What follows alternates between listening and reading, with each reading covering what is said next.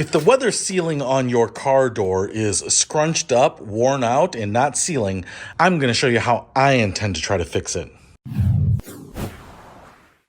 What's happening, Panda Nation? Peter Von Panda out here with my very old Jaguar right here. The weather seal on the door here is kind of crushed. It's actually broken right here. It's split wide open. It's old, 40 plus years old, the original seal on there. And what it's not doing is it's probably not creating a very good seal right here, because what I noticed here is that the previous owner went ahead and used some clear silicone and put it all along the door jamb here. And I think that's because we probably have a 1/4 inch gap from where the weather stripping is touching the door jamb here. And so they just kind of filled it in with this silicone, and that probably stopped the sound. But the problem is that, as you might be able to see here, it's kind of nice and plush up here, but as we get down to where the silicone is, you can see how crushed in this is, right? So it's much flatter, not as squishy. This should be kind of round and plump, just like me. And obviously it's broken right here, which is just kind of showing its age. Now, one of the things that I think we can do is help rejuvenate this, add a little volume with a little bit of a life hack. But first thing I'm gonna have to do is try to remove this and see if we can fix this. So I don't know that this is gonna be super easy. I'm gonna use a heat gun and some pliers and just try to scrape that away. All right, I'm finding a flathead screwdriver is the easiest way to make progress on this. It's leaving some residue, so I'm gonna have to figure out a way to get some of that off. But man, some things are easier to do than undo, and putting silicone on stuff is definitely, I think, easier than getting it off. Man, the stuff is like rubbery, and once you get some off, it doesn't want to just come off, it just kind of breaks away. So it's gonna take a little while, but I guess the key is, if you want this done, you're just going to have to invest a little bit of time in elbow grease. So I'll put a link to elbow grease in the description below if you want to pick some up. It's good stuff. All right, got most of the silicone cleaned out. I've got the remnants in there, but at least the big stuff is gone. It's all sitting on my floor right now. So I'm going to have to use some sort of chemical or sandpaper or something to kind of get the rest out of there, but generally it's gone, just what's left. So now I can focus on this portion, and the real issue here is where it's sealing from about here down to about here. And so I think I have a little hack, and that's going to start with this silicone tubing. So what you can see here is this tubing is used for a lot of stuff.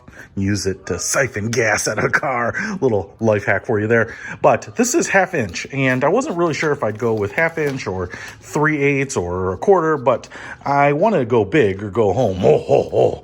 Bigger is better, more power. And as I just go ahead and thread this in, it's kind of nice that this is broken there, but if you find an opening, it seems like this is actually a really good fit. What you might be able to see there is that it's actually perfect fit for how much space we have, and it is expanding the weather stripping right there. So you can see where the silicone tubing is, and if I go right up here, collapses back in, but right here, definitely a lot stronger. Now, one thing I might have to do here is I can push it in, but as you go further and further up, there's gonna be more and more resistance. This is a little grippy. I just might lube this up with a little WD-40 before I go ahead and push this up there, but I wanna get that all the way up here and down here on the bottom, and then use a little silicone sealant to kind of glue this back up. But hopefully that should reinflate this piece here and then create a nice seal on the door so that I don't have to have that gross silicone doing it. So let's get this lubed up and in there. A little WD-40 up in here. All right, and then the tubing back in. Yeah, it seems to be sliding a little easier now. Get that all the way up there. All right, I've got the tubing up here, and man, that is really firm up there.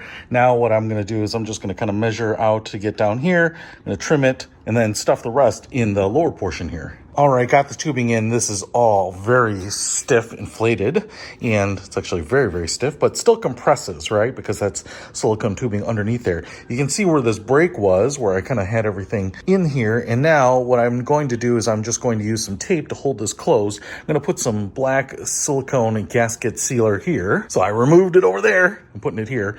And then I'm going to tape this shut and let it dry for a couple days. And then hopefully that should just hold and then create a nice seal there. I will clean this up, but now if I close this door, oh man, you can see how tight that seal is now. None of that daylight coming through there. So I am super stoked about that. And here it is finished. I went ahead and put black sealant on it, kind of trimmed away the excess. You can see that it looks a little sloppy still.